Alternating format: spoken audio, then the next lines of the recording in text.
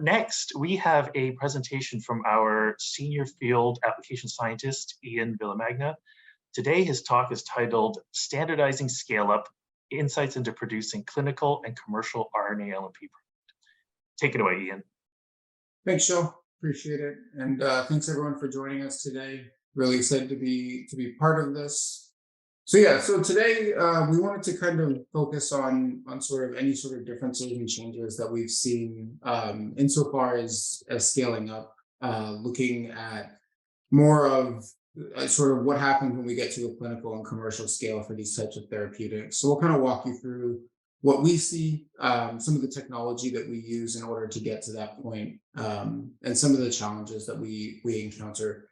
And we'll leave some time for Q&A at the end as well. So we'll be happy to answer any questions that may come from the group here. So it's really no secret that precision nanosystems and Cytiva as a whole have really gone deeply into this area of genomic medicine. And the real reason for that, beyond anything else, is simply that we saw the field going there as well.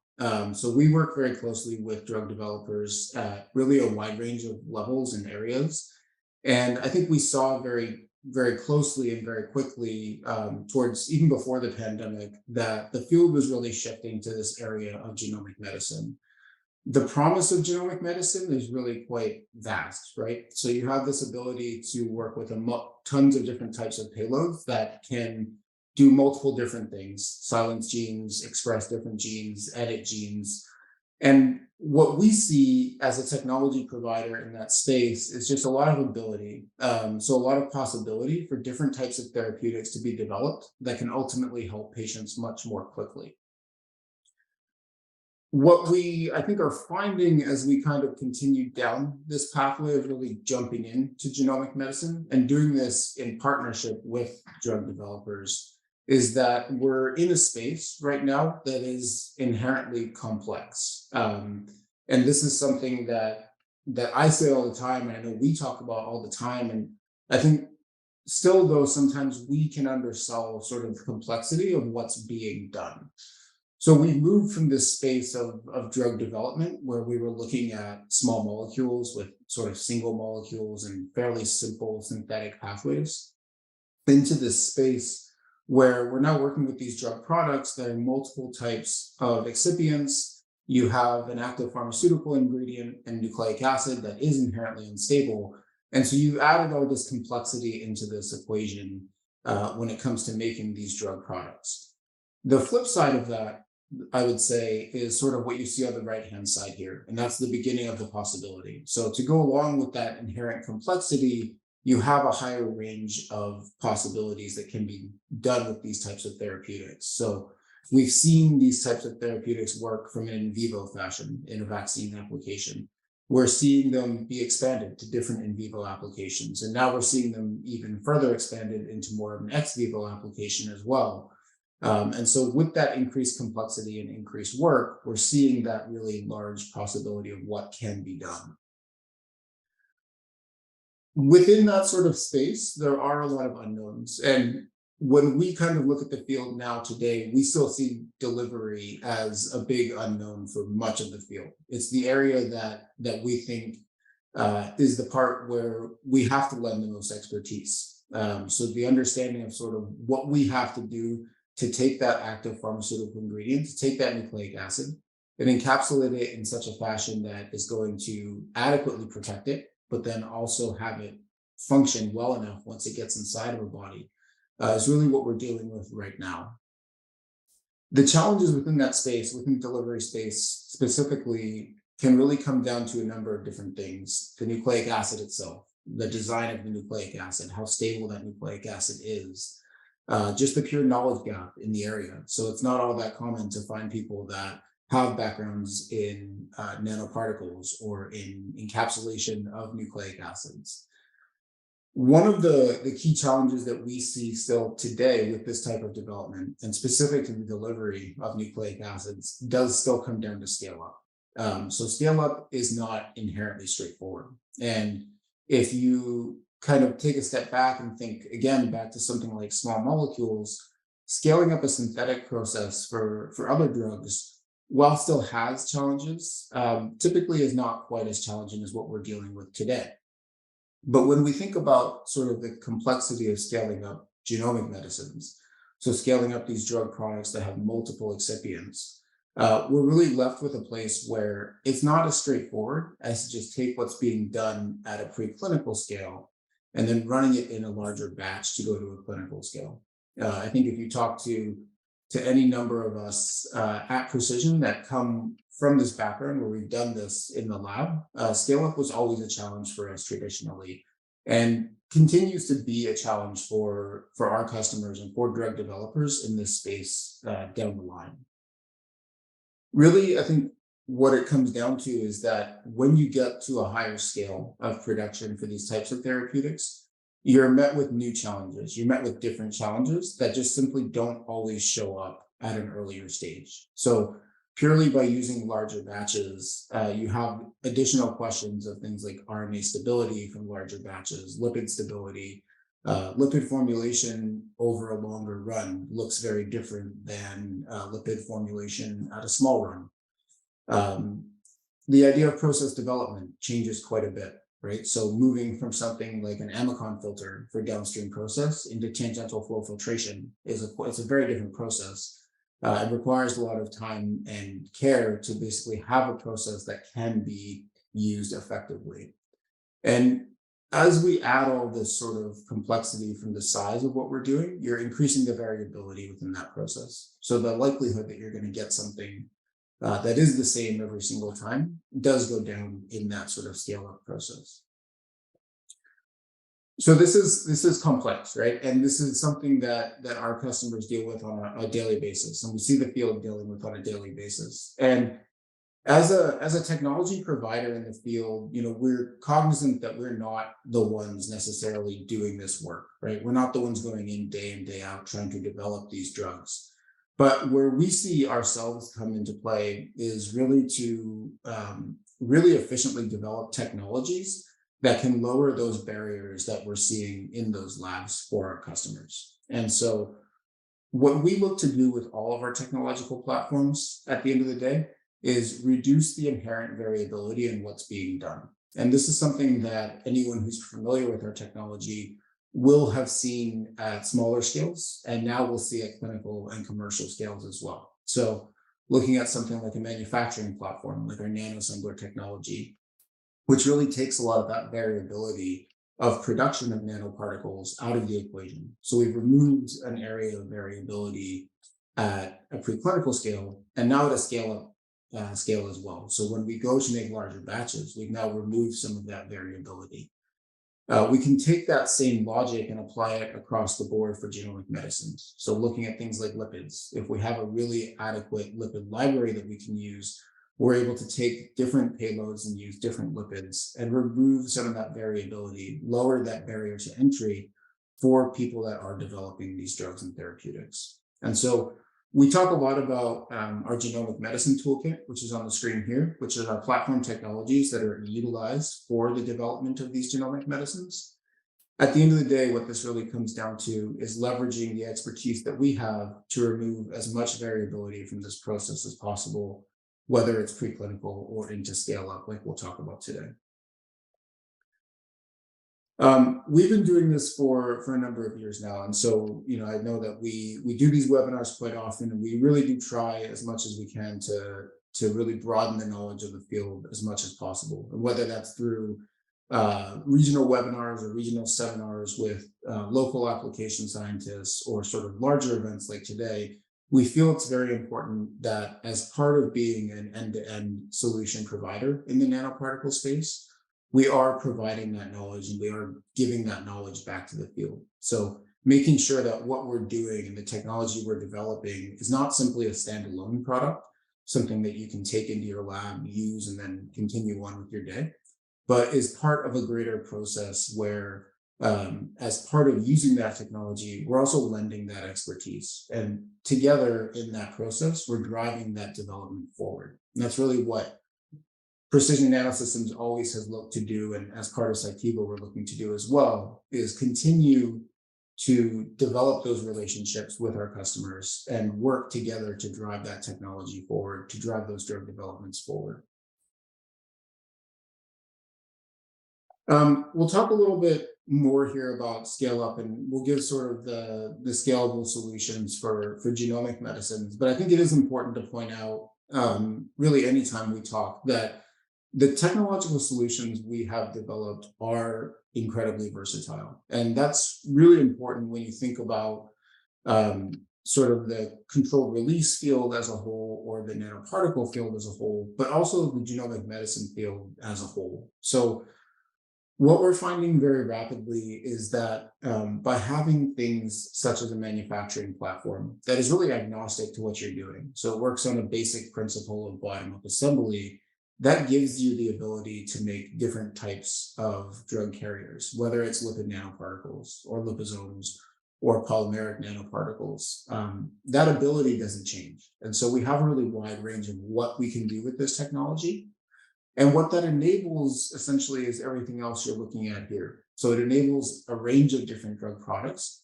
It enables a range of different payloads, additional payloads like proteins and small molecules, for instance.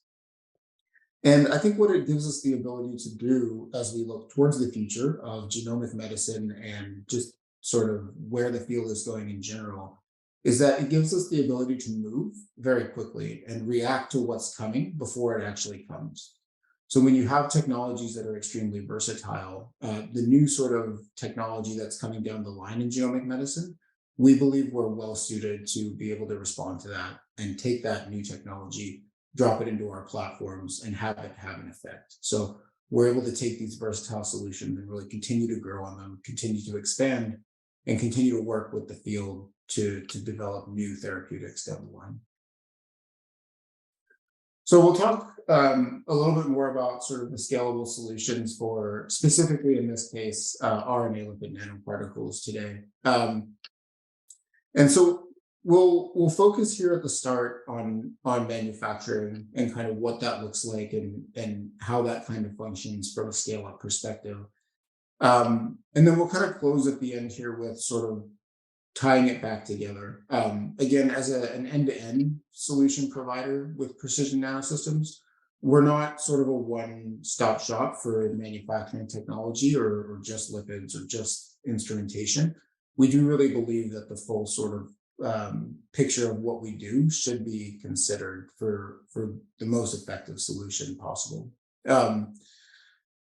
That being said, if we kind of take a step back and think about our manufacturing technology, our manufacturing systems are all based on the idea of bottom-up microfluidic technology at a small scale, and then bottom-up mixing as we get to a larger scale. So we are able to use this mixing to really precisely make nanoparticle populations that are able to be used in the body and are able to be used in a very homogeneous fashion, a very repeatable fashion for a number of different drug products like we talked about before.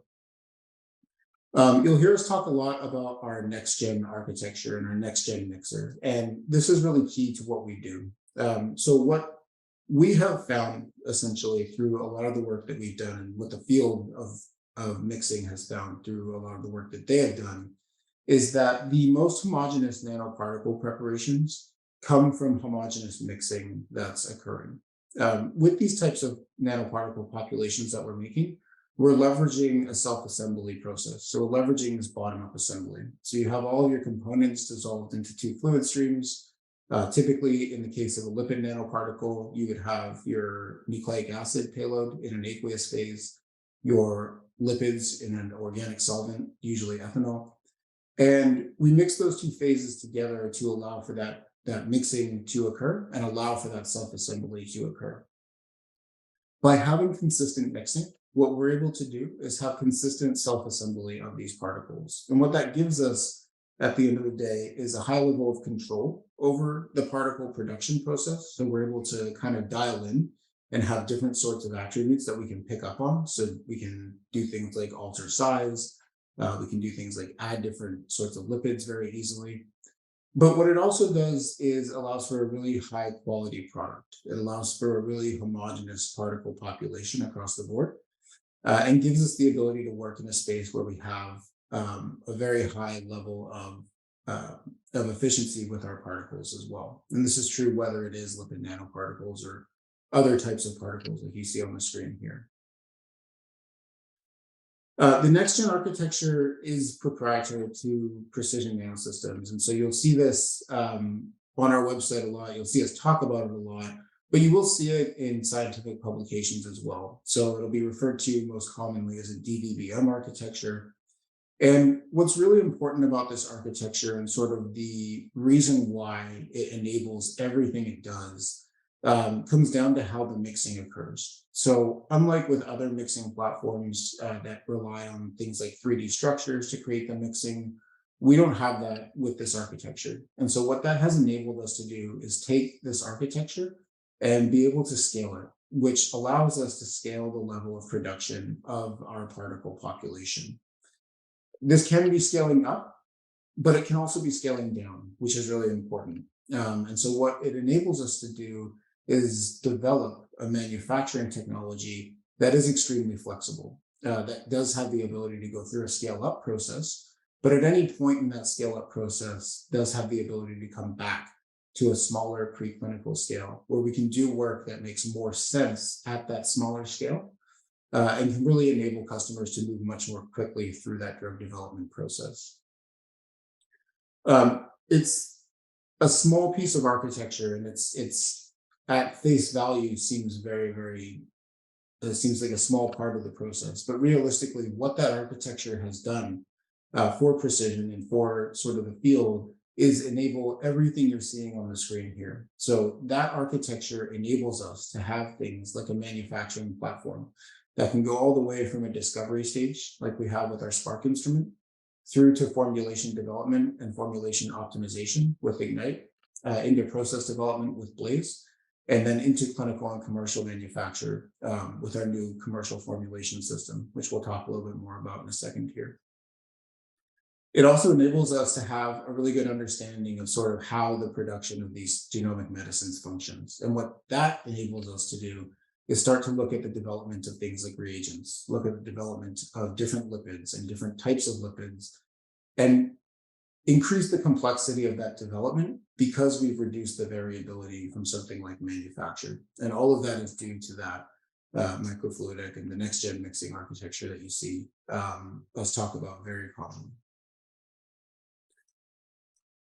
The other real portion where this all starts to fit and fits really importantly is within what sort of the Danaher platform is building. And so as part of Cytiva now, what we're really able to see very readily is how this all fits together with the other technologies in the portfolio that Cytiva and our other operating companies have as well, such as Aldevron or IDT. So what we believe we have developed here as part of the Danaher platform is the full ability to go all the way from sort of DNA or RNA payload, lipid selection, through to encapsulation, to downstream process, sterile filtration, and then fill finish. So really an end-to-end solution to develop these types of genomic medicines very quickly across the board. So today is mostly focused on sort of scale up and scaling up these genomic medicines. And so we'll kind of start to focus on that here a little bit more and talk about that in more length.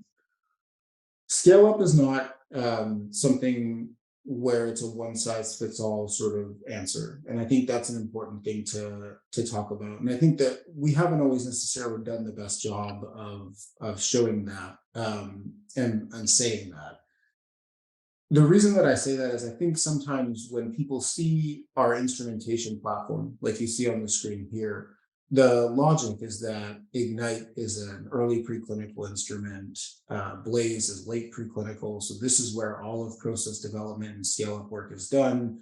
And then you just move into this sort of GMP space and you're able to make and manufacture medicines. Realistically, the scale-up process looks quite different. And what we believe it has to look like to be effective is to have all of these used in concert very effectively to make sure that we're doing the right work at the right scale. So we can do a lot of our early preclinical work, a lot of our formulation development work on Ignite, but we can use Ignite and Ignite Plus to begin process development work as well. So looking at things like increasing the speed of production of these nanoparticles or increasing the size, the volume that we're working with. We can use Blaze for things like large-scale process development. So looking at large batches and how TFF responds to a large batch of that genomic medicine or that nanoparticle population that we're making. And then finally, we can move into the clinical and commercial manufacture space with this commercial formulation system, which is new to our lineup here and replaces a sort of first generation GMP system that we had. And is able to work in line with everything else you see on the screen here. So functions very similarly. To kind of touch on this system that is brand new a little bit more, this system is wildly different than anything we have developed for a clinical and commercial manufacture space in genomic medicine previously.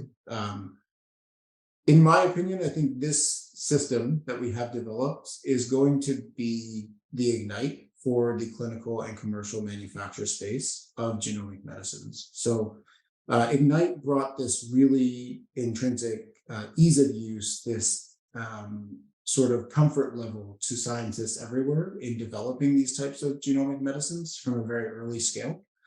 And what we typically see as we get to this manufacturing scale is a lot of that ease of use goes away, just by nature of the technology that we've been using. What we've done here with this commercial formulation system is really designed a system from the ground up, specifically for the production of genomic medicines and for the production of lipid nanoparticles. So what that enables us to do is take everything that we have done with our previous smaller systems like the Ignite and the Blaze and build on that, but keep that sort of ease of use that people come to know from precision nanosystems, which will streamline the process to get drugs into the clinic much more quickly. It'll be able to work in a variety of different settings and is a large upgrade on any current technology that we had previous to this. One thing that we did keep in place, and one thing we feel very strongly about, is the single-use flow path. This is going to increase the flexibility of what we offer, so it still enables single-use technology across the board. So enabling very quick, sort of rapid production of these therapeutics, but does so in a way that you now have this flow path that is in a single piece, meaning the sort of changeover for this flow path is very quick, it's very efficient, and it enables the work to be done much more quickly. So what we've really looked to do with this flow path and with the system as a whole is really, first and foremost, still produce those quality particles that we need to have to move into the clinic, but to do so in such a way that we're able to increase the speed, the efficiency, and the flexibility that we're working with to really drive these therapeutics into the clinic as quickly as possible.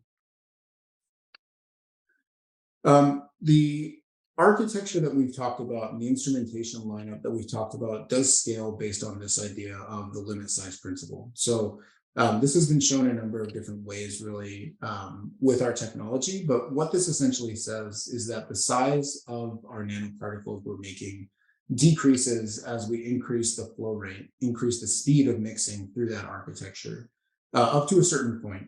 And then at that certain point, we reach sort of a plateau, which you can see on the screen here. As we go through and shift in terms of scale, what we find is that the flow rate in which we reach that plateau, the flow rate in which we reach that limit size, increases with the scale of production. And so this is what we've shown here. First, starting with our next-gen mixer, which you'll find on your Ignite, for instance, into next-gen 500, which is our standard sort of mixer for Ignite Plus or Blaze or the commercial formulation system. And then into our new commercial cartridge as well, which has the ability to go to 48 liters per hour.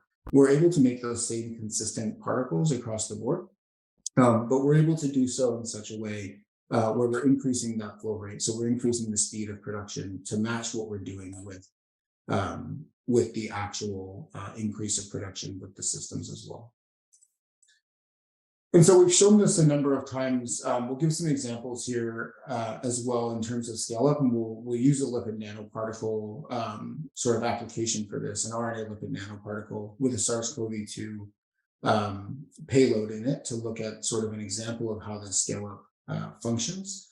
The first thing that you'll notice essentially with these systems, and this is extremely consistent across the board, is consistent lipid nanoparticle conditions, consistent formulation conditions in terms of the size of these particles, like you see on the first screen, the PDI or the dispersity of those particle populations, and then the encapsulation efficiency as well. So regardless of whether we are working at an Ignite Plus scale, like you see in orange, or making batches that are 5, 10, or 50 liters, we see that the particle populations do remain the same across the board. This is also true in terms of looking at quality attributes across the board from different instrumentation as well. So in this case, what we've done is looked across the board with Ignite Plus and using those different mixing architectures. So next gen 500, and then our commercial cartridge at 2 different scales, 12 liters per hour and 48 liters per hour. And then looking along the side here at, again, the size, the PDI, and the encapsulation efficiency that we get from this system. We feel very strongly that we have developed scalable systems where you can feel comfortable knowing that anything you're doing on the Ignite or the Ignite Plus does have the ability to be scaled up through the Blaze and into this commercial formulation system, and that the particles you're making at that preclinical scale are realistically the same as what you're going to make at a manufacturing scale. What that means realistically is that all sorts of work like this, like an animal study, for instance, that are being done, even if you're doing that at a preclinical scale, like on the Ignite Plus, it is relevant to what you're going to see at a clinical scale. It is relevant to what you're going to make for the batches that are going into patients. And so you can work with a level of comfort and a level of confidence, knowing that what's being done in a preclinical development does enable the same type of development at a clinical scale when you go to make your drug product. We've shown this in a number of different ways as well. So this is one example where we've shown in a rodent model and looking actually here for the IgG or the antibody levels from this therapeutic and looking and seeing that we get the same levels of response across the board, regardless of where they're made instrumentation-wise. And showing this again in terms of concentration, this time using an in vitro approach, looking at the differences that we see. And we don't see any main differences with the different scales of production here either. This is something that we've shown a number of times. There is more historic sort of EPO mRNA data. There's data from a more sort of robust program that we ran for a COVID vaccine on behalf of the Canadian government. And there's also data that our customers have published as well that's available and is able to be seen, where we see very similar trends across the board. So we feel very strongly that as part of this sort of full GMP production for RNA lipid nanoparticles, what we've been able to do in this portion, this next gen mixing portion here, is take one portion of what we're doing here with this workflow and really take a lot of that variability out of the equation. What that is going to enable for our customers and for drug developers is to be able to spend more time on the parts of this process that are more challenging, such as sort of the initial stages. So working more at the Ignite on things like tuning aqueous buffers or tuning the drug substance, looking at different types of lipids, or for instance, process development. So looking at tangential flow filtration. If we can take as much of the variability out of the equation from the mixing process and know that we're going into TFF with particle populations every time that are consistent and are relevant to use, what that enables realistically is more rapid development of TFF and realistically easier development of TFF. Ultimately, what we're trying to do here is accelerate this timeline. So by removing variability and increasing the flexibility and the ease of use to any point in this timeline, we're able to basically take what we're doing here and accelerate that development to get those drugs into the clinic more quickly. So that's our sort of scale up in manufacturing. And I think for the purpose of today, it's important to still touch on sort of other technologies that really enable that complete solution as well. So the manufacturing technology and the ability to scale up these genomic medicines is incredibly important. But without the sort of other aspects of these formulations, without the other aspects of what we're doing here, you're kind of left with only one part of the equation. So we have spent a large amounts of time recently working on our lipid platform. And so looking at different ionizable lipids, different combinations of lipids that can be used very effectively for different types of applications.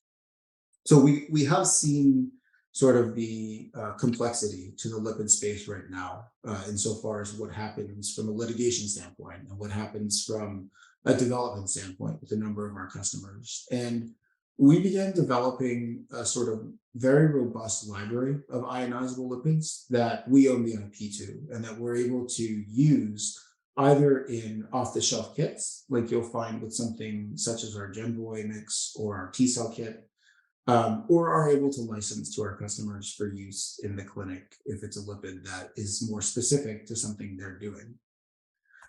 The way that we've really gone about setting up our lipid library is by taking the sort of 100 to 120 ionizable lipids in that library and then grouping them into areas that we know work quite effectively. So for instance, we have a subset of those lipids that we know work extremely well in a vaccine application.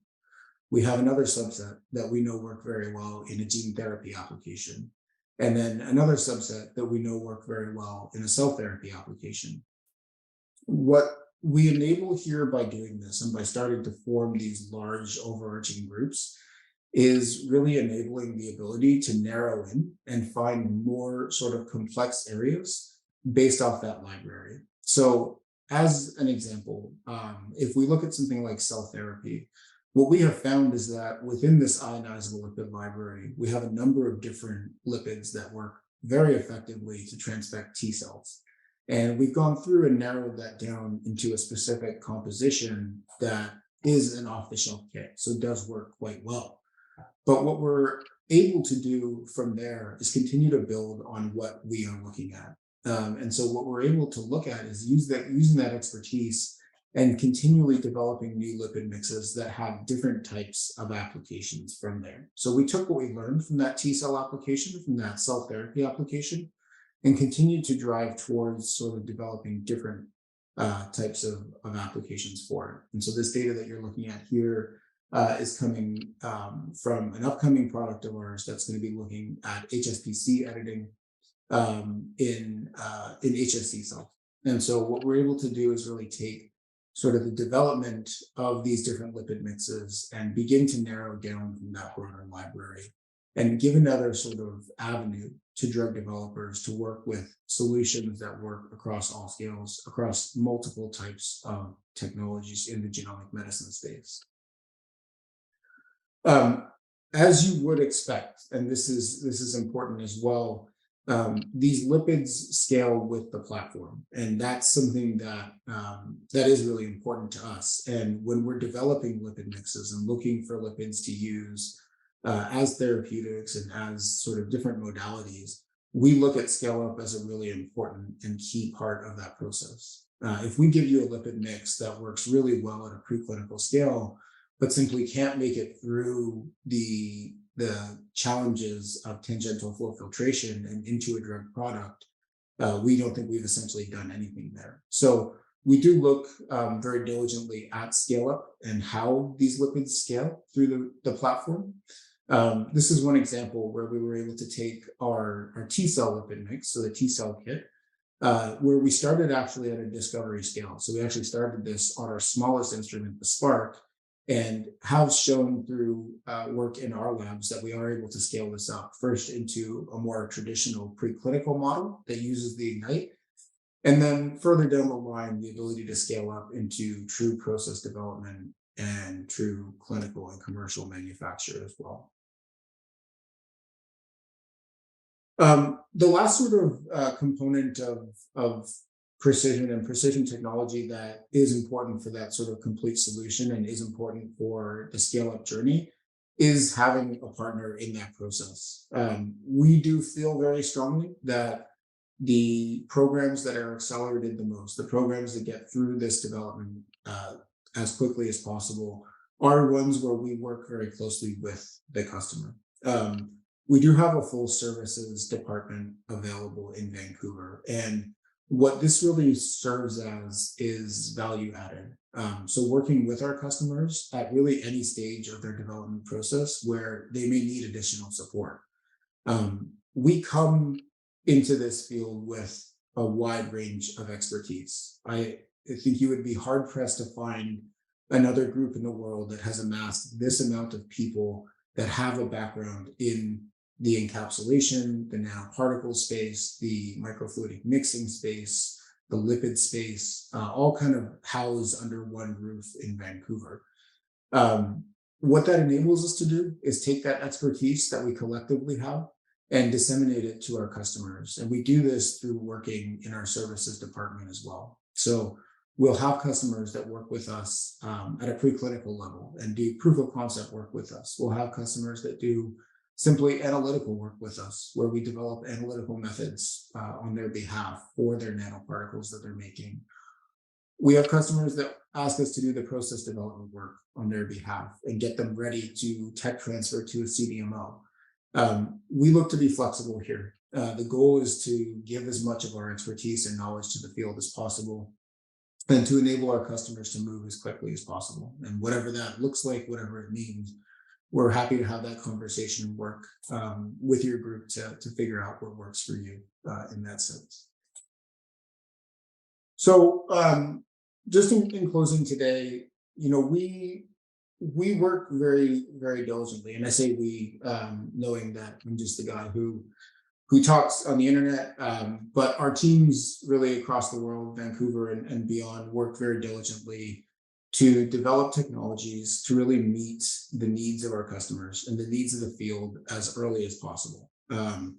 We do always try to look towards the future and look towards what's coming down the line in order to develop technologies that can answer questions and meet challenges head on as quickly as possible for our customers. We very strongly believe that any scientist, whether you're here today or anywhere that we work with in the world, can be a genomic medicine developer. And we think that with where the field is going and where genomic medicines are headed, we do believe that this is going to be the majority of medicine going forward. And that a number of scientists who don't come from that background, don't come from that genomic medicine space, will end up being genomic medicine developers. And we're here to help enable that journey and that pathway, both for the drug development process and through the learning process as well, for all the scientists that are beginning that journey and working towards becoming genomic medicine developers. So you've seen a little bit about the scale up process today. I know we had a panel this morning. We have a panel after this, which is full of great information with a little bit more insight into specifics into scale up and some of the challenges and things like that.